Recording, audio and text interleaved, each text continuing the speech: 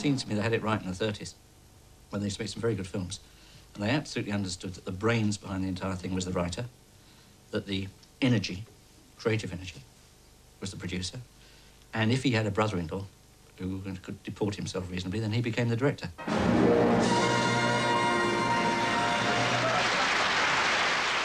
nominations for the best foreign film director are Monsieur Richard Attenborough, Ricardo de Attenbergi, Rick Artenberg, Richard Attenborough.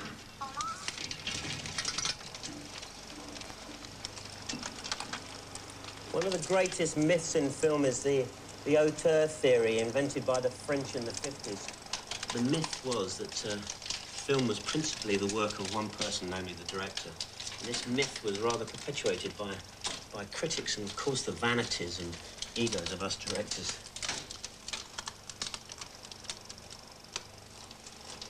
The auteur theory has been described as the art of making invisible the producer and the screenwriter and the cast and the cinematographer and the art director, editor, costume designer, composer.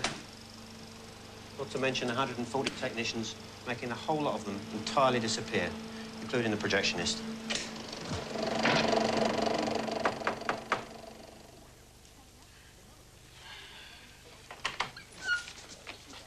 Coco. Hi. Bonjour. You made it. Come on in. Am I early? Oh, don't be silly. Let me take your coat. Where's the crew? You're looking at him. Francois Lafitte must have total control of the creative product. Like, Goddard. Jean-Luc Goddard. Did you ever hear that guy? French? Ah, oui, comme ça, like me. Did you ever see any of his pictures? Oh, sure. Oh, well, then you know what I'm talking about. Yeah. You see, I belong sort of to the auteur school of filmmaking. It's like the, well, it's like the Mediterranean approach, you know what I mean? Can I get you a beer? No, thanks. I'm okay. Well, it might relax you a little bit. No, it's all right. I just have a lot on my mind. Oh, I understand. Et vous, Coco, et vous? What? Come here. Oh. That's it. I want you to sit right here, and we're gonna do a lovely close-up of that très jolie, beautiful face. I get a little nervous at first with cold readings, but then I'm all right. Well, don't worry about that, because we're gonna get to the dialogue later, okay? So, you like art movies, huh, Coco? Oh, Antonioni and those people? Sure. I mean, it beats watching Laverne and Shirley, right? Oh, Coco, you don't know what you're doing to my lens. Oh, geez, you know. You have a natural rapport with the camera, you know that? It's unbelievable. I mean, you know, some performers can make love to the camera. I mean, Garbo did. Monroe did. So could you. Yeah? Oh, yeah. Could you take your top off, please? Fortunately, these days, the auteur theory is about as fashionable as a pair of flared jeans. Another Frenchman, the late Francois Truffaut, rather ungenerously suggested that British cinema was a contradiction in terms. Well, as Gore Vidal said, the French do have an incredible capacity for getting things wrong. Because whatever else we've been lacking in film, never been short of a few directors. But almost all the members of the public now to clear, please. Clear the bridge, clear the area. We're going to go again. As soon as you can, everybody out, please. You're not doing anything. You're only lining up. Right. Oh, sorry. We must have more purpose. Hopefully we'll be having a go at this shot in about 10 to 15 minutes' time, folks. I know it takes a long time, but you can see the amount of preparation that we have to do. Anything's all right for me. All I ask of you is when we do it, don't let me down, okay? It takes a hell of a long time to set it up. And anybody wearing a watch, anybody wearing spectacles, steering the camera, we have to do it all over again. So please spare me that misery. By the way, we will be doing it. I think we should keep it. We'll be doing this 20 times. I think it's fine. It doesn't worry me. Oh, it doesn't worry you. It gives you... If it doesn't worry you, then it's fine with me, because it's fucking cold. Do not overact. Do not try and act. We've got some actors. We're paying them a fortune. Let them do it. Do not try and act.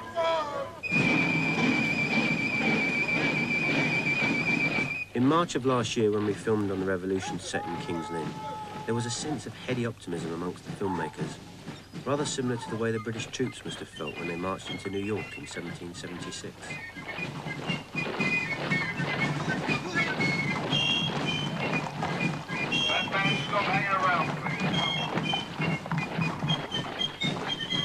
With the finest technical talent and equipment the British film industry could supply, how could they fail?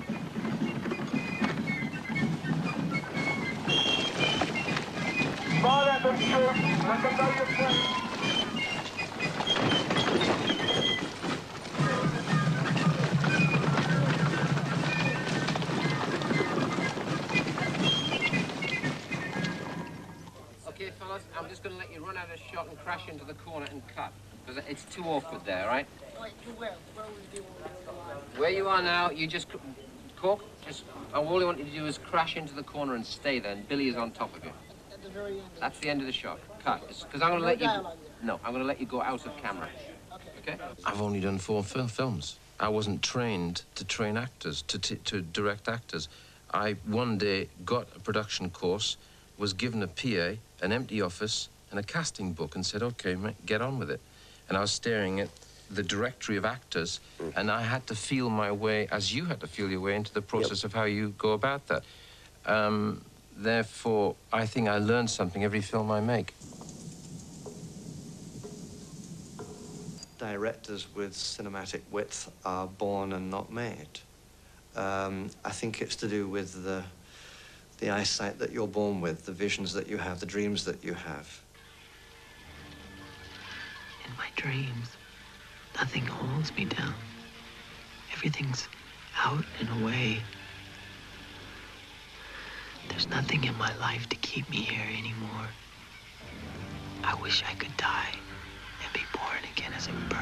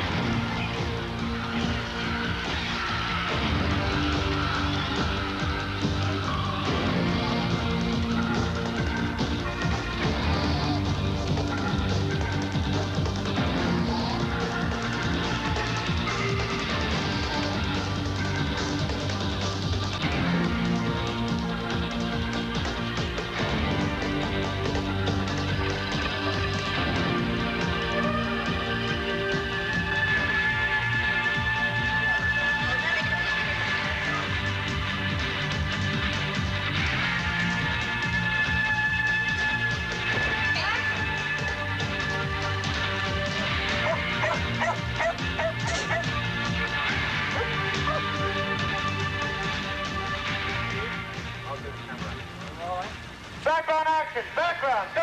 The last possible minute, all right?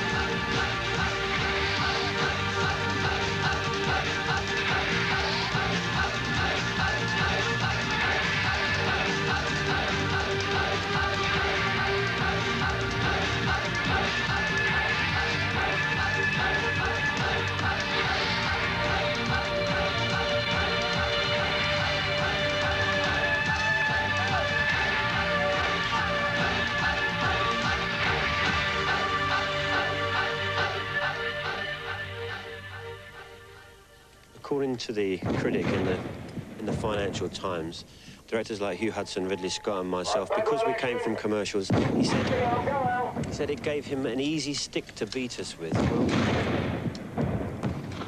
I don't think they beat us hard enough because we're still making the movies.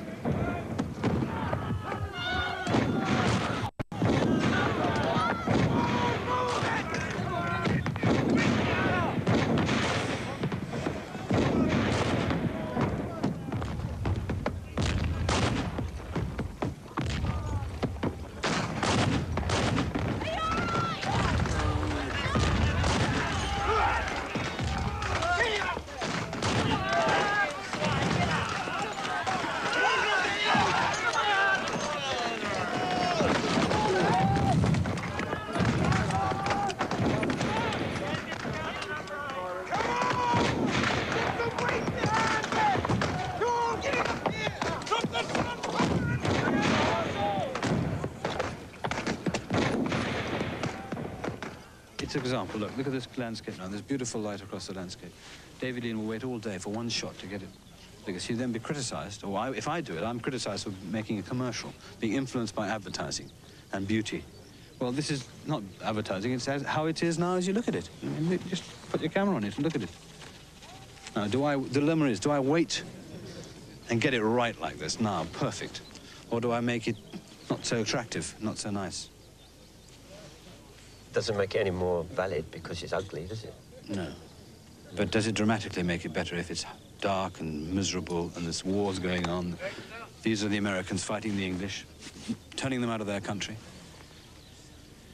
Is it more dramatic because it's beautiful? Is it more interesting? Or is it more interesting because it's dull and flat, the light? I would actually go for the light like this. That's what I would go for. If you were a painter, you would paint certainly in that light. If you look at the paintings of the great battle painters who painted Napoleon in his battles. Yeah. Now look at the light on that. Look at that sun. Now these are heroic paintings, of course. I mean, to show this man at his greatest achievement. It struck me that it was a world where one suspended all judgment in order to get the glossy finished product. So content was absolutely out the window. And so if one was fighting for a cinema of content, I was worried that training in advertising, where content in a sense doesn't exist, that this actually leads to a situation where there is no real centre, that one is prepared to be bought and sold, really. The day we arrived to film on the Revolution location in Devon, a giant camera crane had mysteriously tipped itself over a cliff. We just heard that this thing had gone off a cliff first thing this morning. In the early hours of the morning, it just sort of rolled off. Worth $250,000, $750,000? Quarter, sorry. Yeah, 700. Just sort of came up here in the morning, it was gone, sitting down there as you see it now. The word sabotage is used very frequently around this place. Everybody was saying it, but nobody was like sure it was true. It was actually down there or not. The shattered wreckage of the camera crane was a sad omen for Revolution. The film flopped. Sometimes cinematic width and good intentions are no substitute for a good script. I'm interested in entertaining and moving and making people in the cinema look up and go, oh, God, it's wonderful. And go out of the cinema with their heart beating and having had a fantastic evening. That's what I'm interested in. I couldn't care a fuck about any critics, frankly. Couldn't care less. My dear boy, your approach has been, if I may say so, a little too plebeian. You are the elite and are therefore expected to behave as such. What hasn't been realised is that there was a period in the early 70s where commercials were the only place that an aspirant film director could become trained in his craft. Simple as that. In the 40s, it was documentaries. In the 50s, it was television. And by a combination of accidents, by the late 60s, early 70s, it had become commercials. I'm going to say goodbye. No, don't say goodbye. It sounds so permanent. It's only for a very short time. Look after yourself. I will. True, we learned our craft in 30-second bursts, but secretly we only dreamed of movies. Well, I did anyway. Bird's eye roast beef dinner for one. Roast beef, green potatoes, peas, and Yorkshire pudding. Especially handy for people who aren't used to being on their own.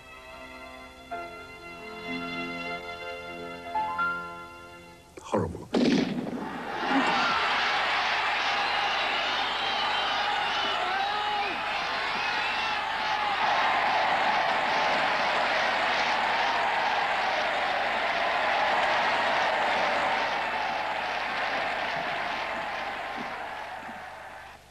I am a Cambridge man first and last. I am an Englishman first and last. What I have achieved, what I intend to achieve is for my family, my university, and my country. And I bitterly resent your suggesting otherwise. This country, beautiful country, one of the best. Nationalism is the word that we use when we're self-conscious of our identity. But I don't think that anyone starts to make a film thinking that he's going to make a film that will assist the feeling of national identity in the country. suffered from that for so damn long, you know, ever since cinema was invented. I mean, it's had to be British this or British that, and I think that's a terrible, it's a burden, really. Nationalism has really been a burden to British cinema. I don't know what a British film is. We've been colonialised by Hollywood for 50 years now, and it's very difficult to get out from under that. We share the same language, or we think we do, and that's been our trouble. If only we spoke a different language, if we spoke Czechoslovakian or Polish here, then a different sort of pride or a different proprietorial sense about our own film industry would come into it. We would be proud of the kind of subjects that we do, the kind of style that we have. We would be proud of our technical prowess, our way of telling stories in the cinema, which was quite separate from the Hollywood way. Hollywood is America's overseas empire. And I regret to say that I feel ashamed when I think of this country as an industrial colony.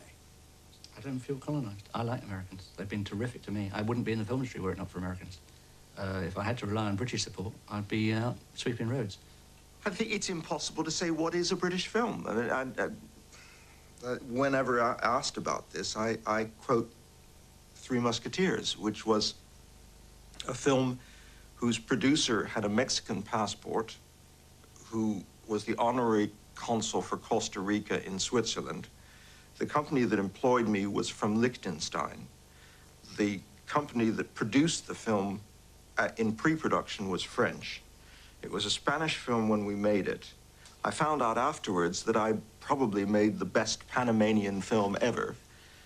And in the end, it qualified for British Academy Awards as a British film. So where did the money came from God knows where, and vanished God knows where.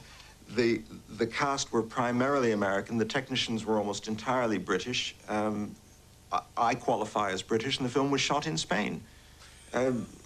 All I know is that whenever one asked the producers about profits, they started speaking Russian. I have this feeling that our culture is squatted by America. Like the cruise missiles in Greener Column, you know, our cinema is squatted in a certain way. They're sort of cruise missiles within it. I see the Academy Awards really as cruise missiles. Personally, I'd like us to sort of stand up and shout about the British cinema, that also the British cinema didn't win the Academy Awards, which is as good as the British cinema that perhaps did. Happily, an Oscar is not something that Derek Jarman will ever have to worry about. So I'm amazed that he bothered to discuss it.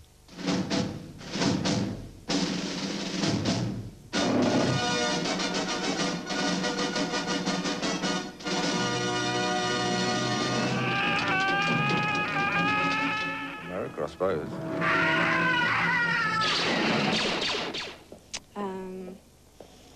America. That must be American, must it? Must be America.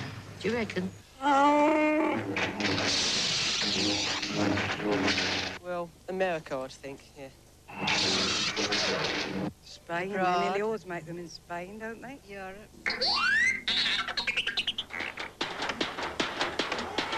Believe it or not, Star Wars was made here at Elstree, as was Raiders of the Lost Ark and Indiana Jones and the Temple of Doom. Difficult as it may be to believe, Moby Dick was made on this funny pond here.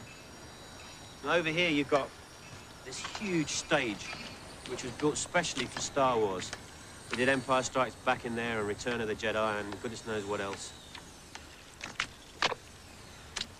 These boots were given to me as a present by the Elstree management because I complained that what a muddy dump it was here. I mean, can you imagine?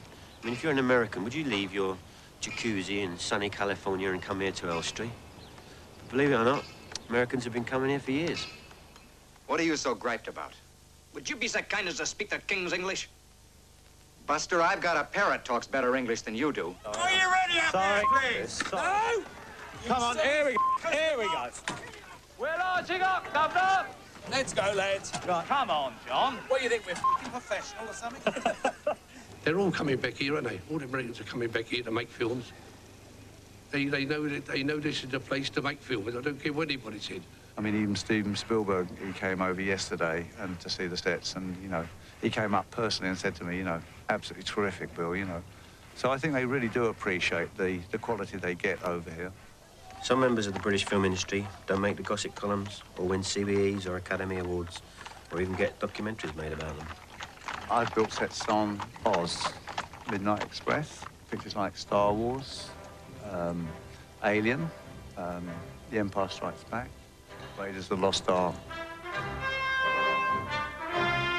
Chicago, 2001, Goodbye, Mr. Chips, Return of the Jedi, Never Say Never, and The Temple of Doom.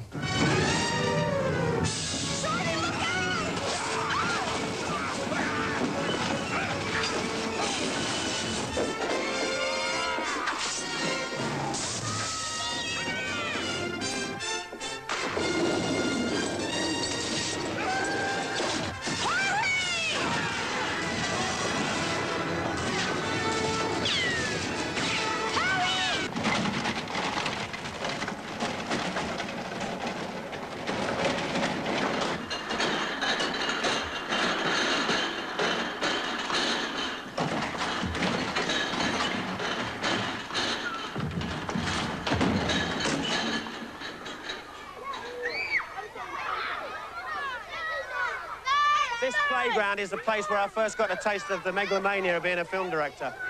We'd just been to see Sign of the Pagan with Jack Palance at the Odeon round the corner, where he played Attila the Hun. And I remember coming back and dividing the whole playground up into Huns at one end and Romans at the other end. And we simulated the sacking of Rome by charging across the playground, and the poor old second years had to defend the lavatories at the end.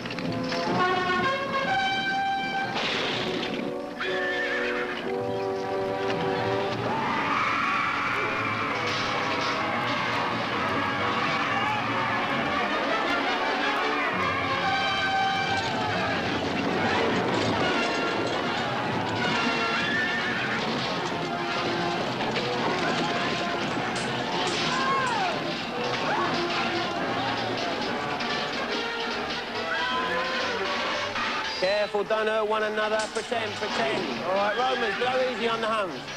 No rough stuff, all right? You're just pretending. Hi, mister. Are you the one in charge? Listen, are you director? Yeah, I am the judge, yeah. Listen, Go easy, can I everybody. talk to you, please? In a minute. Can I talk to you now? Looking at my shot, all right? I don't Come understand. here. Just go and join the other Come kids. here. What is it? Look, can you come? Look, over here a minute. Wouldn't it be better if you put some of the Romans slightly behind a bit? Yeah, but I don't Look, want to... listen, look, come here. What? Look, you know your cameras? Yep. Wouldn't it be better if you put them, look, on the top, on the roof? You can see all the battle gun in it. It'd be much But they better. look like ants. I don't see it like that. They I've never won't seen look them. like ants. I don't want it like If you that. put them down here, you just see their feet, innit? But if I'm- Put them up there, and But- you see everything. It's not going to be up there because no one says it's going to be up there. Why should it be up there? What's the point of it being up It's there? going to be much better, innit? But it ain't going to be like that because that's how I want it. Look, you all right? put it up there. I don't want to do it up there. I want to do it when I want to do it. Battle, All right? then, Go why away. not? Look, do you know who I am? No, I don't know, and I don't care. Well, you should know, all right? Because it's my film. Un film de, OK? So buzz off. You're getting on my bloody nerves.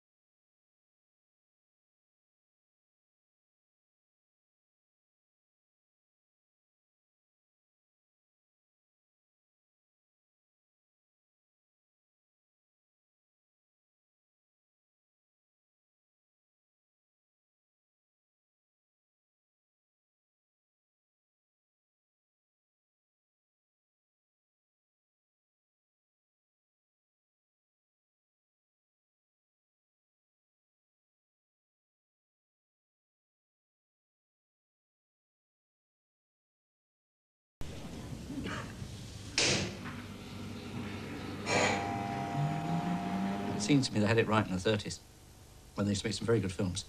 And they absolutely understood that the brains behind the entire thing was the writer, that the energy, creative energy, was the producer, and if he had a brother-in-law who could deport himself reasonably, then he became the director.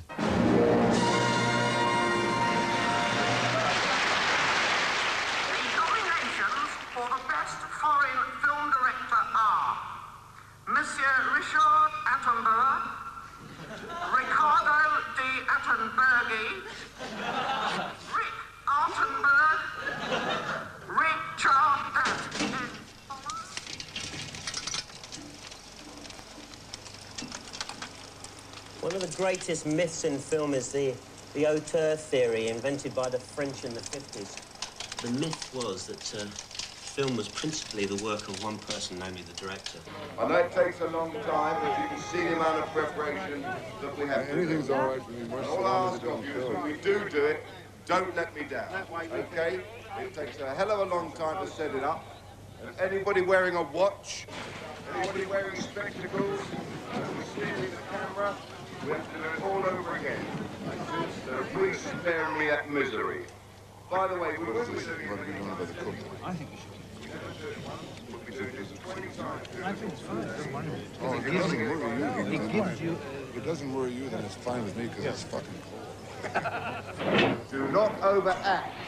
Do not try and act. We've got some actors. We're paying them a fortune. Let them do it. Do not try and act.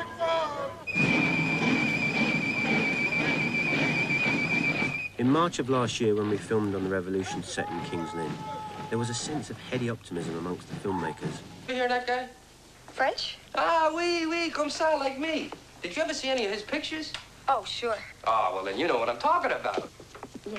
You see, I belong sort of to the auteur school of filmmaking. It's like the, well, it's like the Mediterranean approach, you know what I mean? Can I get you a beer?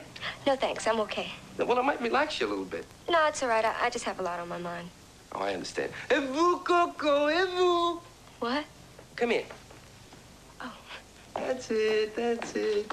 I want you to sit right here, and we're gonna do a lovely close-up of that très jolie, beautiful face. I get a little nervous at first with cold readings, but then I'm all right. Well, don't worry about that, because we're gonna get to the dialogue later, okay? So, you like art movies, huh, Coco? Oh, Antonioni and those people? Sure. I mean, it beats watching Laverne and Shirley, right? Oh, Coco, you don't know what you're doing to my lens. Oh, geez, you know. You have a natural rapport with the camera, you know that? It's unbelievable. I mean, you know, some performers can make love to the camera. I mean, Garbo did. Monroe did. So could you. Yeah? Oh, yeah. Could you take your top off, please? Fortunately, these days, the auteur theory is about as fashionable as a pair of flared jeans. Another Frenchman, the late Francois Truffaut, rather ungenerously suggested that British cinema was a contradiction in terms. Well, as Gore Vidal said, the French do have an incredible capacity for getting things wrong. Because whatever else we've been lacking in film, never been short of a few directors. But almost all the members of the public now to clear, please. Clear the bridge, clear the area. We're going to go again. As soon as you can, everybody out, please. You're not doing anything. You're only lining up. Right. We must have more purpose. Hopefully we'll be having a go at this shot in about 10 or 15 minutes' time, folks. This myth was rather perpetuated by critics and, of course, the vanities and egos of us directors.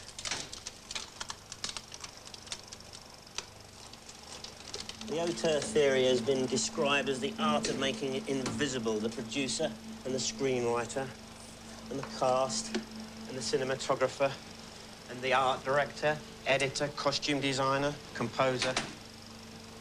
Not to mention 140 technicians, making a whole lot of them entirely disappear, including the projectionist.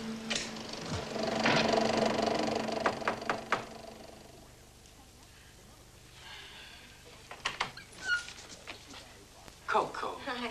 Bonjour. You made it. You made it. Come on in. Come on in. Am I early? Oh, don't be silly. Let me take your coat. Where's the crew? You're looking at him. Francois Lafitte must have total control of the creative product. Like, got it. John Luke got it. Jim